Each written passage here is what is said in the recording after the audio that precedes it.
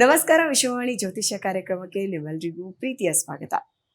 ಜ್ಯೋತಿಷ್ಯದಲ್ಲಿ ನಾವು ಪ್ರತಿ ತಿಂಗಳು ಅಂದರೆ ಮಾಸ ಭವಿಷ್ಯ ಅಂತ ಏನು ನಾವು ಕರಿತೀವಿ, ಇಲ್ಲಿ ನಾವು ಪ್ರತಿ ತಿಂಗಳು ಎಚ್ಚರಿಕೆಯಿಂದ ಇರಬೇಕು. ಅಯ್ಯೋ ಏನಾಗುತ್ತೋ ಈ ತಿಂಗಳು, ಅಥವಾ ನಾವೇನು ಮುನ್ನೆಚ್ಚರಿಕೆನ ತಗೋಬೇಕು, ಎಲ್ಲ ವಿಷಯಗಳನ್ನ ಒಂದು ತಲೆಯಲ್ಲಿ ಓಡ್ತಾ ಇರುತ್ತೆ. ಒಂದು ತಿಂಗಳು ಕಳೆದು ಇನ್ನೊಂದು ತಿಂಗಳಿಗೆ ನಾವು ಪ್ರವೇಶ ಮಾಡಿದಾಗ ಸೊ ಎಲ್ಲ ಕನ್ಫ್ಯೂಷನ್ಸ್ಗಳನ್ನ, ಈ ಎಲ್ಲ ಒಂದು ನಮಗೇನು ಭಯಗಳಿರುತ್ತೆ ಅದನ್ನೆಲ್ಲ ಹೋಗ್ಲಾಡ್ಸೋದಕ್ಕೆ ನಮ್ಮ ಜೊತೆ ಇವತ್ತು ಶ್ರೀ ವಿಜಯಾನಂದ ಜೋಯಿಸ್ ಅವರು ಇದ್ದಾರೆ, ಖ್ಯಾತ ಜ್ಯೋತಿಷಿಗಳವರು. ಬನ್ನಿ ಅವ್ರನ್ನ ಮಾತಾಡಿಸ್ತಾ ಹೋಗ್ತೀನಿ. ನಿಮ್ಮ ರಾಶಿ ಯಾವುದಾಗಿರುತ್ತೋ ಗೊತ್ತಿಲ್ಲ, ಸೊ ಪ್ಲೇ ಲಿಸ್ಟ್ ಚೆಕ್ ಮಾಡಿ ನಿಮ್ಮ ರಾಶಿಯ ಬಗ್ಗೆ ನೀವು ತಿಳ್ಕೊಬಹುದು.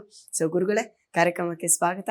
ಮುಂದಿನ ರಾಶಿಗೆ ಹೋಗೋಣ. ಮಕರ ರಾಶಿ, ಉತ್ತರಾಷಾಢ 2, 3, 4ನೇ ಪಾದ, ಧನಿಷ್ಠ ನಕ್ಷತ್ರ ಹಾಗೂ ಶ್ರವಣ ನಕ್ಷತ್ರ ಮಕರ ರಾಶಿಗೆ ಸಂತೋಷವಾಗಿದೆ. ಮೇ ತಿಂಗಳು ಸಂತೋಷವಾಗಿರ್ತೀರ. ಒಂದು ರೀತಿಯ ಕಷ್ಟಗಳಿದ್ರೂ ಸಂತೋಷ ಪಡೋದು ಬೇರೆ. ಆನಂದವಾಗಿ ಸಂತೋಷವಾಗಿರುವ ಕಾಲ ಮಕರ ರಾಶಿ.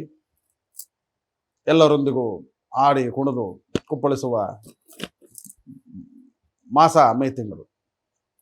ಮಕರ ರಾಶಿಯವರಿಗೆ ಮೇ ತಿಂಗಳು ಪೂರ್ತಿ ಸಂತೋಷವೇ. ಮಧ್ಯೆ ಒಂದು ಸ್ವಲ್ಪ ಯಾರೋ ಇವರಿಂದ ಮನಸ್ತಾಪ ಬೇಜಾರು ಆಗಬಹುದು. ಅವೆಲ್ಲವನ್ನು ಬದಿಗೂ ಒತ್ತಿ ಸಂತೋಷವನ್ನು ಅನುಭವಿಸಿ. ಮಕರ ರಾಶಿಯವರು ಜಯಶೀಲರಾಗಿದ್ದೀರಿ. ಇನ್ನು ಮುಂದೂ ಜಯಗಳು ಕಾಣಿಸ್ಕೊಳ್ಳುತ್ತೆ. ಮಕರ ರಾಶಿಯವರಲ್ಲಿ ಸ್ವಲ್ಪ ಮನೆಯಲ್ಲಿ ವ್ಯಾಜ್ಯಗಳು ಹಾಗೂ ಮನಸ್ತಾಪಗಳು ಇವೆಲ್ಲವೂ ಮಕರ ರಾಶಿಯವರಿಗೆ ಕಾಣಿಸ್ಕೊಂಡ್ರೂ ಕೂಡ ಶನಿಯು ಒಳ್ಳೆಯ ಫಲವನ್ನು ಕೊಟ್ಟಿದ್ದಾನೆ. ಹಾಗೂ ಗ್ರಹಗತಿಗಳಲ್ಲಿ ಮೇ ತಿಂಗಳು ಮಕರ ರಾಶಿಯವರಿಗೆ ಅತಿ ಹೆಚ್ಚಿನ ಸಂತೋಷವನ್ನು ಹೇಳಿದೆ. ಸ್ವಲ್ಪ ಸಾಧ್ಯವಾದಷ್ಟು ಒಣ ಫಲಗಳು ಅಂದರೆ ಒಣ ಖರ್ಜೂರವನ್ನು ಉತ್ತುತ್ತೆ ಅಂತ ಕರಿತೀವಿ.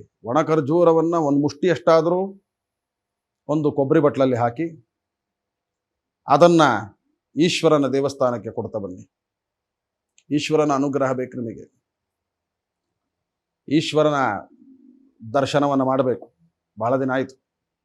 ಶಿವನ ದರ್ಶನವನ್ನು ಮಾಡುವುದರಿಂದ ನಿಮ್ಮ ಕೆಲಸ ಕಾರ್ಯಗಳು, ಕೆಲಸ ಸಿಗದಿರೋರಿಗೆ ಕೆಲಸ ಸಿಗೋ ಟೈಮ್ ಬಂತು. ಮಕರ ರಾಶಿಗೆ ನಾನು ಉದ್ಯೋಗಕ್ಕೆ ಕೆಲಸಕ್ಕೆ ಓಡಾಡ್ತಿದ್ದೀನಿ, ಎಲ್ಲೂ ಸಿಗ್ತಾ ಇಲ್ಲ, ಮೇ ತಿಂಗಳಲ್ಲಿ ಸಿಗುತ್ತೆ. ಸಂತಾನದ ಫಲದ ಅಪೇಕ್ಷೆ ಇರೋರಿಗೆ ಸಂತಾನ ಪ್ರಾಪ್ತಿಯಾಗೋ ಕಾಲ ಬಂತು. ಶುಭ ಸುದ್ದಿ ಕೇಳುತ್ತೆ. ಮಕರ ರಾಶಿಯವರಿಗೆ ಸಂತಾನದ ಫಲ ಸಿಗುತ್ತೆ. ಚೆನ್ನಾಗಿ ಕಾಪಾಡಿಕೊಳ್ಬೇಕು. ದೇವರು ಕೊಡುವ ಸೌಭಾಗ್ಯಗಳನ್ನು ಕಾಪಾಡಿಕೊಳ್ಳಿ. ದೇವರು ಏನು ಸೌಭಾಗ್ಯವನ್ನು ಕೊಡ್ತಾನೋ ಅದನ್ನು ಪ್ರೀತಿಸಿ. ನಾನು ಅದನ್ನು ಬಯಸಿದ್ದೆ, ಅದು ಬರಲಿಲ್ಲ, ಇದು ಬಂತಲ್ಲ ಅಂಥೇಳಿ ವ್ಯಥೆ ಪಡೋದು ಬೇಡ. ದೇವರು ಯಾವ ಸಂತೋಷವನ್ನು ಯಾವ ಕಾಲದಲ್ಲಿ ಕೊಡಬೇಕು ಅಂತ ಅವನಿಗೆ ಗೊತ್ತಿರುತ್ತೆ. ಆಯಾ ಕಾಲದಲ್ಲಿ ಅಂಥವರಿಗೆ ಆಯಾ ರೀತಿ ಅದನ್ನೇ ಕೊಡ್ತಾನೆ. ಹಾಗಾಗಿ ಒಣಖರ್ಜೂರ, ಕೃತಜ್ಞತೆಯನ್ನು ಹೇಳಬೇಕಲ್ಲ ದೇವರಿಗೆ. ಹಾಗಾಗಿ ಒಣಖರ್ಜೂರವನ್ನು ಕೊಬ್ಬರಿ ಬಟ್ಲಲ್ಲಿ ತುಂಬಿ ಶಿವನ ಸನ್ನಿಧಿಗೆ ತಗೊಂಡೋಗಿ ಕೊಡಿ. ಈಶ್ವರನ ದೇವಸ್ಥಾನ, ಮಂಜುನಾಥನ ದೇವಸ್ಥಾನ, ಗವಿಗಂಗಾಧರೇಶ್ವರ, ಗಂಗಾಧರೇಶ್ವರ, ಎಲ್ಲಿ ಈಶ್ವರನ ದೇವಸ್ಥಾನ ಇದೆಯೋ ಅಲ್ಲಿ ಕೊಟ್ಟು ನಮಸ್ಕಾರ ಮಾಡಿ ಬನ್ನಿ. ಶುಭ ಸುದ್ದಿ ಕೇಳಲಿದ್ದೀರಿ. ಹಾಗಾಗಿ ಆಯಾ ಹಂತದಲ್ಲಿದ್ದಾಗ ಅಂಥದ್ದನ್ನು ನಾವು ಅಪೇಕ್ಷೆಗಳನ್ನು ಪಡ್ತಿರ್ತೀವಿ. ವಿದ್ಯಾಭ್ಯಾಸ ಆಯಿತು, ಕೆಲಸದ ಅಪೇಕ್ಷೆ. ವಿದ್ಯಾಭ್ಯಾಸ ಮಾಡ್ತಾ ಇದ್ದೀನಿ, ಇಂಥದ್ದು ನಂಗೆ ಸಿಗುತ್ತಾ ವಿದ್ಯಾಭ್ಯಾಸ ಅನ್ನುವಂಥ ಅಪೇಕ್ಷೆ. ಸಂತಾನದ ಅಪೇಕ್ಷೆ, ಮದುವೆ ಸಂಬಂಧಗಳ ಅಪೇಕ್ಷೆ. ಪ್ರತಿಯೊಂದು ಮನುಷ್ಯನ ಆಶಯಗಳ ಮೇಲೆ ನಿರ್ಧಾರವಾಗಿರುತ್ತೆ.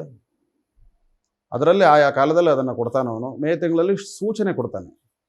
ಇಷ್ಟು ದಿನ ಸೂಚನೆಯೂ ಸಿಕ್ಕಿರಲಿಲ್ಲಪ್ಪ, ಈಗ ಸೂಚನೆ ಸಿಕ್ತಲ್ಲ. ಸಂತಾನದ ಸೂಚನೆ ಸಿಕ್ತು, ಕೆಲಸ ಸಿಗುವ ಸೂಚನೆ ಸಿಕ್ತು. ಆದ್ದರಿಂದ ಮಕರ ರಾಶಿಯವರು ಏನೂ ಮೇ ತಿಂಗಳಲ್ಲಿ ಕಳ್ಕೊಳ್ಳೋದೇನಿಲ್ಲ, ಪಡಿತೀರಿ. ಇದನ್ನು ಪ್ರತಿ ಸೋಮವಾರ ಮೇ ತಿಂಗಳು ಎಷ್ಟು ಸೋಮವಾರ ಬರುತ್ತೋ ಅಷ್ಟು ಸೋಮವಾರನೂ ತೊಗೊಂಡು ಕೊಡಿ. ಸಾಧ್ಯವಾಗದಿದ್ದರೆ ಒಂದೇ ಒಂದು ಒಣಖರ್ಜೂರವನ್ನಾದರೂ ಕೊಟ್ಟು ನಮಸ್ಕಾರ ಮಾಡಿ ಬನ್ನಿ. ಒಂದೇ ಒಂದು ಒಣಖರ್ಜೂರ ಒಣ ಖರ್ಜೂರವನ್ನು ಶುಷ್ಕ ಖರ್ಜೂರ ಫಲಂ ಅಂತ ಹೇಳಿ ಕರೆದಿದ್ದಾರೆ. ಒಣಗಿರುವ ಶುಷ್ಕ ಖರ್ಜೂರ ಫಲ ಈಶ್ವರನಿಗೆ ಬಹಳ ಪ್ರೀತಿ.